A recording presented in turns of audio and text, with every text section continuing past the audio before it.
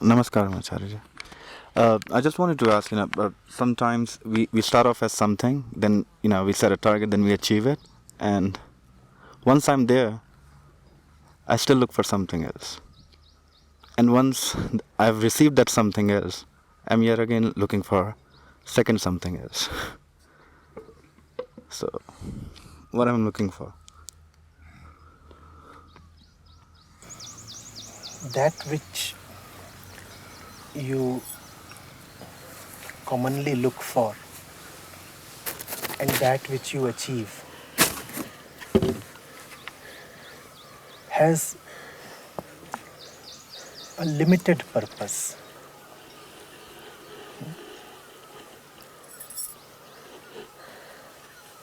Its purpose is to give you a glimpse of what you are really looking for. A glimpse is useful but cannot be a substitute for the real thing. So there is one target that you set, you achieve it, well done, and the reward is a glimpse.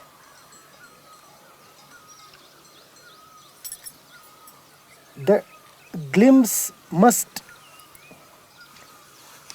impel you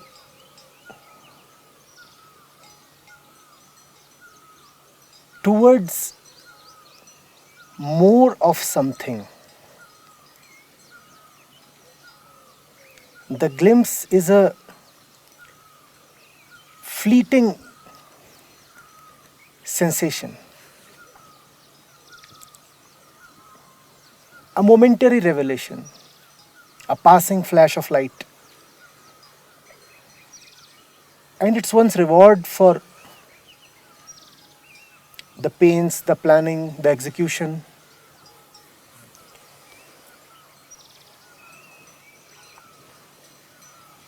And the glimpse says, now surpass me. The glimpse says, if this much is this good, how good would be? One step further. That's what it says. Where does it stop?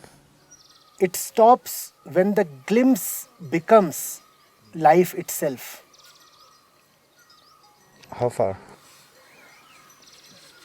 Not at all far if you bow down to the glimpse and read it rightly.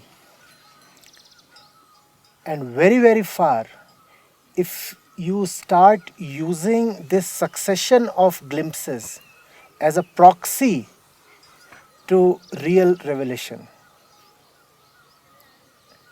Kabir Sahib puts it very nicely. He says,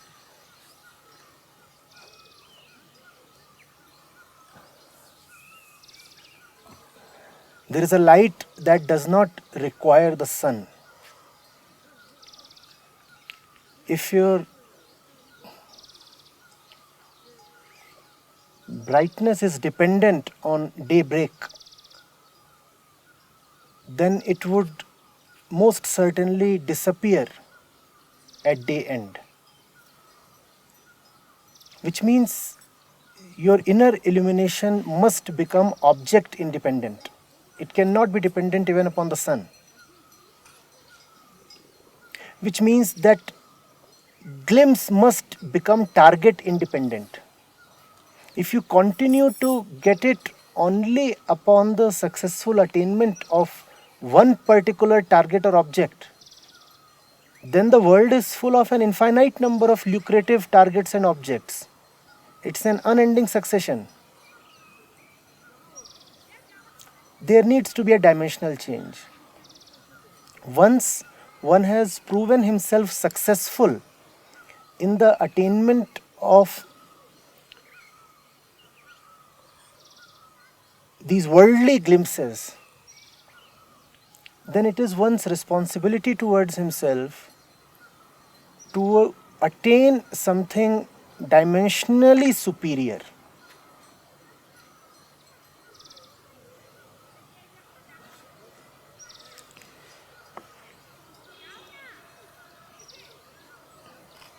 Yesterday Kabir Sahib was saying to us, bin dharti jiu mandal dise, bin sarovar jiu pani.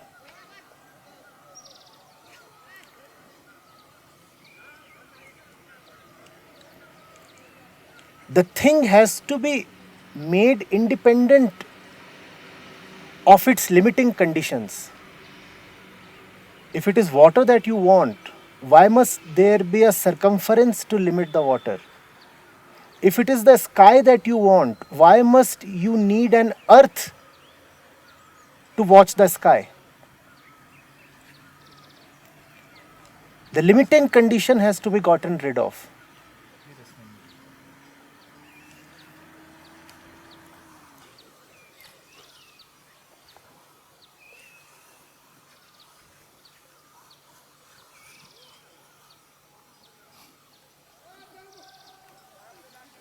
Elsewhere it has been stated, a brightness that is bin bati bin tel. Bati and tel are the limiting conditions. It's quite interesting that the limiting conditions appear like giving birth to the brightness, bati and tel, but they are also what would give death to the brightness. Because the oil and the wick cannot last forever. Now you must be getting a hint. That which is giving you those glimpses is also that which is keeping you perpetually dissatisfied.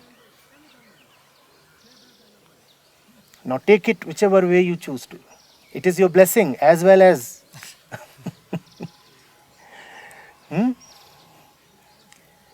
the same sun that gives you the day is also bound to give you the night. Now if you relish the day so much, how would you complain against the night?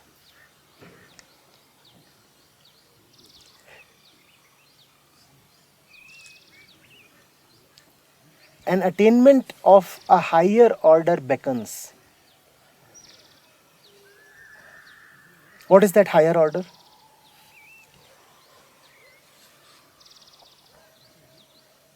A few examples.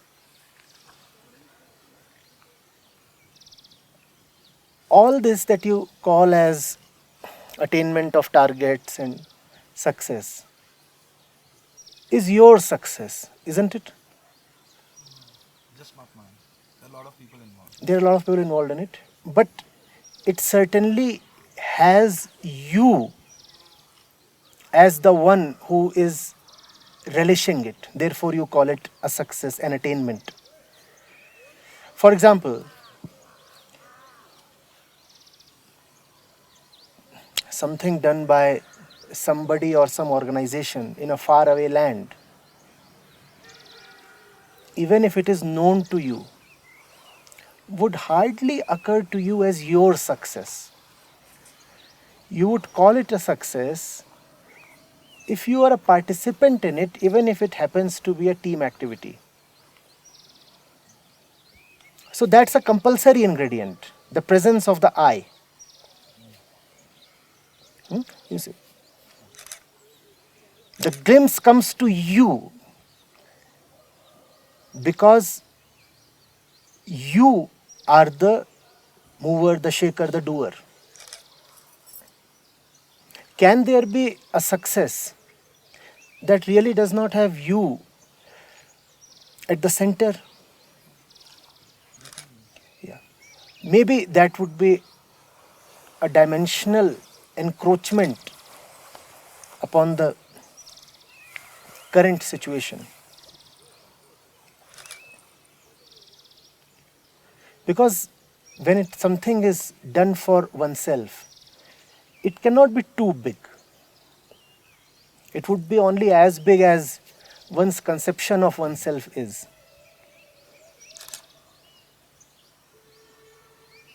But when the definition of success itself expands, then a strange thing happens. Success is much more difficult to come, and success is far nearer. It is much more difficult to come because the target is unattainable. It's big, enormous.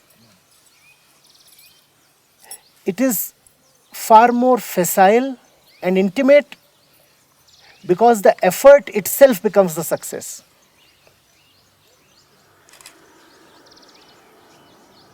So you don't really have to wait for the great day.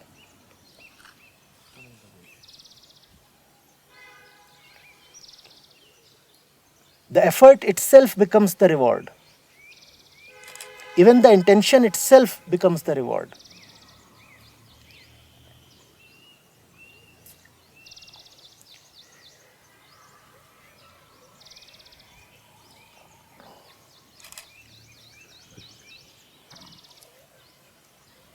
I'll quote again from Kabir Sahab.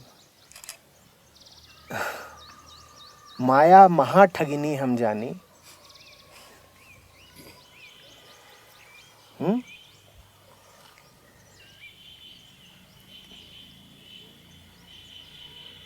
Keshav के कमला बन बैठी, शिव के भवन भवानी।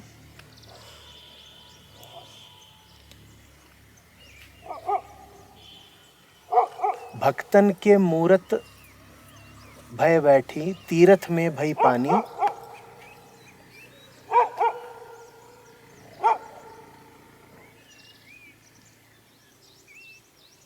धनिकन के हीरा बन बैठी, निर्धन के कौड़ी कानी।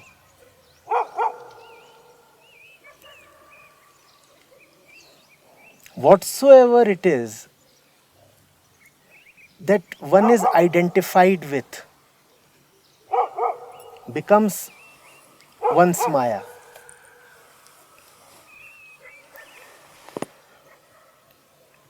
For the devotee,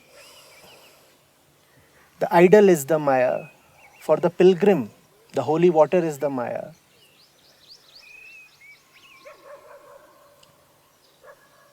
For the poor, poverty is maya. For the rich, money is maya. It has to be transcended. Transcended not in the sense of repudiation or renunciation. Transcendence in the sense of making one's way through something using the same thing. Transcendence in the way of swimming through a river, using the water to cut through the water. Similarly, these glimpses have to be used to go beyond these glimpses. See what is it in these glimpses that truly ingratiates you, and see why it must stay only for a while. Get rid of the limiting conditions. Again, I mean, the question still remains it. I worked hard. Okay, I earned money. Okay, that's the reward I got. Now, I can't even spend it. I don't know what to spend it on. It's useless. Then I get to see another thing. Okay, this is what if I'll buy it, okay, I'll probably get some satisfaction. Let's say a car. I buy the car. I drive it. The moment I drive it for the first time, I lose interest. I got it. Let's buy something else. Let's buy a bike, super bike. Any bike. I drove it. Fine, I've done it. No, next. Come to a camp. What is it in all these purchases that is common? Money. Something that money can buy. Something that money can buy. And money is already doing its bit for you, is it not? Money is showing you what it can do for you and what it cannot do for you. The glimpse money is already providing to you. And now is it not upon you to attain that which cannot be monetized? Money has done its bit already. And those who do not have enough money, for them, the absence of money is Maya. Because they keep hoping that money will deliver them peace. So they have no intention to think of anything other than money. Money itself remains an unattained target. They keep targeting money. You have money, so you know what money cannot deliver. Why not go towards it directly? You used the word satisfaction. If satisfaction is what you want, see whether money is the right tool to get it. To be honest, when I work for my clients for free of cost, I feel more happy. At the same time, what is it that you are delivering to them free of cost? Money? If money cannot deliver you peace, how will it deliver them enough peace? I belong to a certain industry where we make money for people. That's right. But then this too is an I-centered answer. Because I belong to a certain industry where money is at the center. Therefore, even if I have to deliver something free of cost, it would be money. So either it is money for money, quid pro quo, or it is money free of cost. But in either case, all that I can give to someone is money. And if money couldn't satiate you, how much good can it do to the other? Obviously, it is not useless. Obviously, money has very important uses. But you yourself are the best testimony that at a point, money stops delivering. It doesn't amuse anybody. I've been through this. It wasn't money, but it was success of another kind. Success of another kind that the world worships. It was incidental that I happened to get it at quite an early stage in my life. And it became boring. So,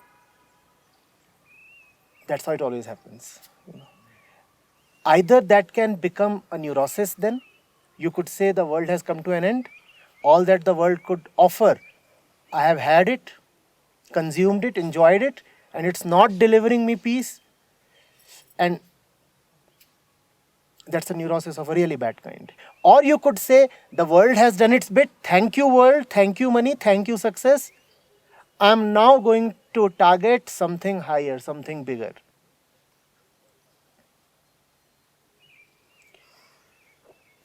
The choice is open. I'm already troubled by choices. Please don't give me another choice. All those choices belong to this dimension. So one could go this way, this way, this way, this way, this way, this way, this way, this way. There is a choice that goes upwards. It's a choice in an entirely different plane. And that choice, once made, renders all these other choices meaningless.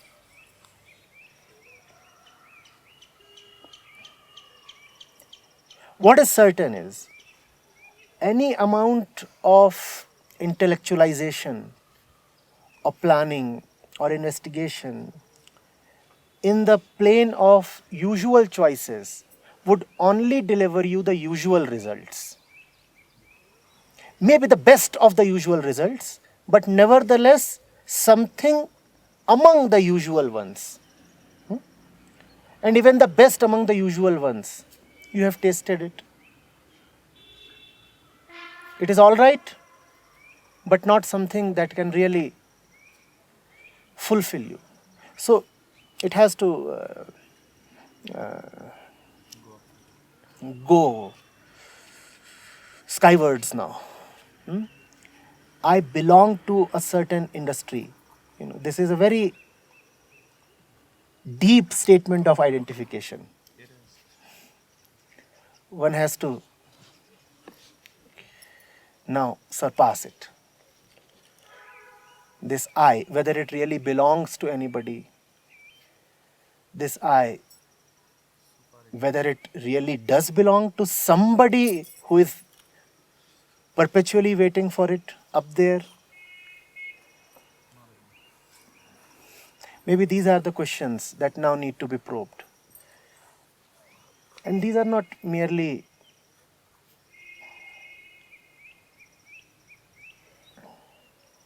logical or academic queries. They have a greatly elevating effect on consciousness. One's life choices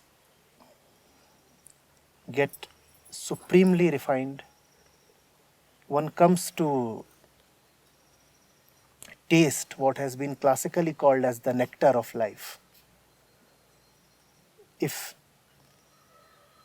that is beckoning you, it is the best thing that can happen.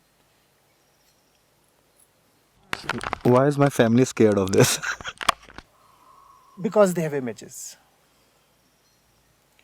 Because they do not know what is going inside you, but they have had enough images fed to them from media, literature, society, elsewhere. The real thing, if it is known, it is supremely alluring, not at all terrifying. Its images are terrifying because we are the ones who make those images. And we are poor artists. Even if the thing is beautiful, our version, our rendition, our narration of it is quite horrible. So, if one is describing or narrating or painting or singing of mukti, liberation, the song might be so atrocious that it puts many a listener off from the course of mukti. And that's what has happened. If you look at the usual spiritual seeker, he is not at all a good advertisement. Not at all. So it's quite understandable if your family members are not taking kindly to the prospects of your... Yeah, they wouldn't leave me. No, they don't have to. They don't have to. That is another image that is grossly misleading and also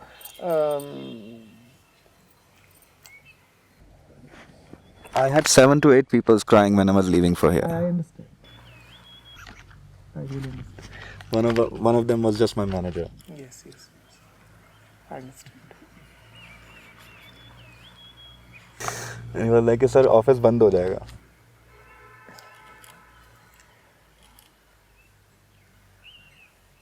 I do not think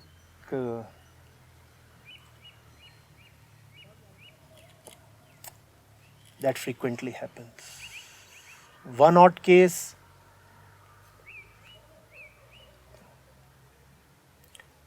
that might happen, but then one odd office does deserve to shut down. One odd office, 1 in 100, let's say. So that will continue.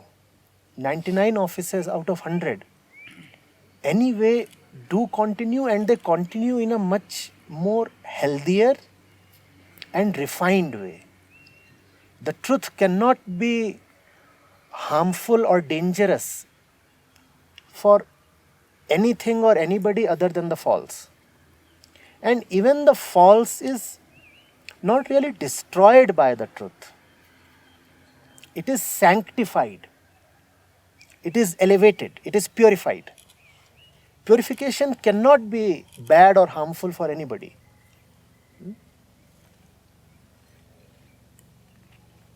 The image is dangerous, very dangerous.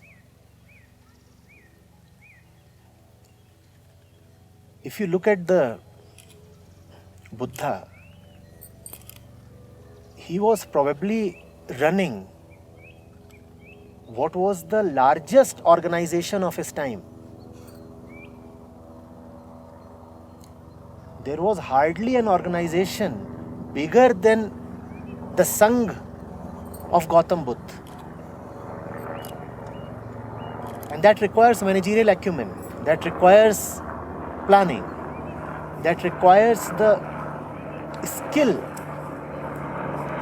to hold together an organization running on very clear principles and running towards a very clear and holy purpose. It is not that people who move towards spirituality give up on worldly life.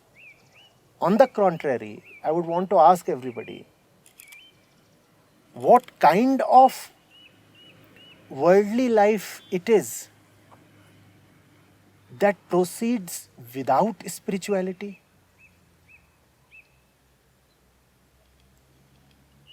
If your worldly life, be it the affairs in your office or in your home, are not upon a spiritual foundation, how do you find their quality? How are they? It's getting better and better. Asking something. It's all frustrated. It's all quite It's not. frustrating. The world requires spirituality at its base so that the world can function properly. The Upanishads say Brahm is the stabilizing tail of the universe. It's a very curious description. Brahm is the stabilizing tail of the universe, not the destroyer of the universe, the stabilizing tail of the universe. Now, without Brahm, what kind of universe would it be? Unstable, finicky, rolling on either side.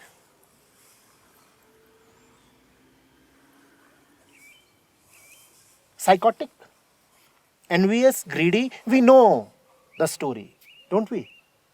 We know the usual fare that happens in worldly businesses. Why does the world appear so unstable, smoldering, simmering, striving, conflicted? Because it does not have a spiritual base. And that is the reason why, even in management schools, over the last 2-3 decades, wisdom literature has been introduced in management schools. So your manager need not worry.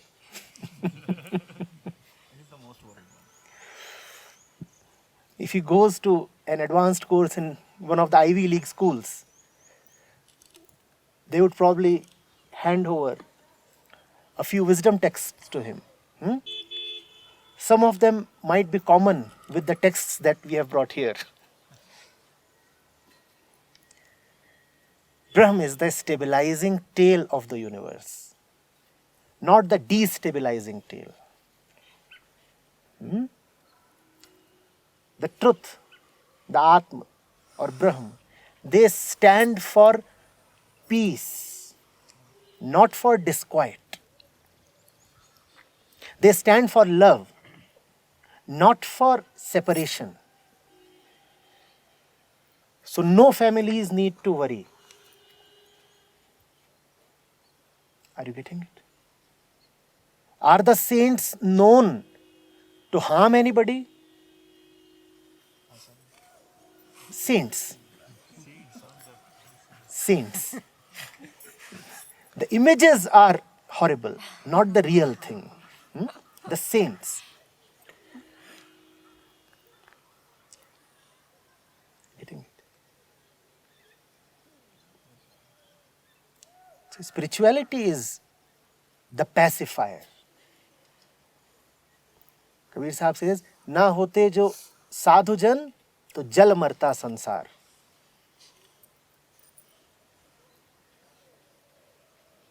When